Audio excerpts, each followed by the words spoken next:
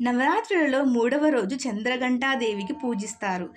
తిథి వచ్చేసి ద్వితీయ అన్నమాట. ద్వితీయ అక్టోబర్ 5న ద్వితీయ నాడు భక్తులు చంద్రఘంటాదేవికి పూజలు చేస్తారు. ఆమెకు 3వ కన్ను ఉందని మరియు దుష్ట రాక్షసులతో పోరాడుతుందని నమ్ముతారు. పూజా సమయంలో ఆమెకు సంతోషింపబడడానికి మల్లెపూలను సమర్పించాలి.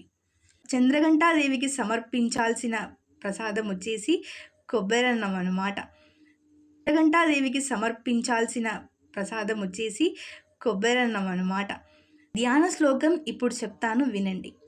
పిండజ ప్రవరారూఢ అచండ కోప్రాప్త కైరుత ప్రసాదం తనుతే మహ్యం చంద్రఘంటేతి విశ్రుత. ఇది గనుక 24 సార్లు చదివినట్లయితే మీకు అంతా మంచి జరుగుతుంది. ఇంకా ఓపిక ఉన్నవారు 108 సార్లు లేదా 1008 సార్లు చదవండి. అమ్మవారి అనుగ్రహానికి పాత్రులవుతారు.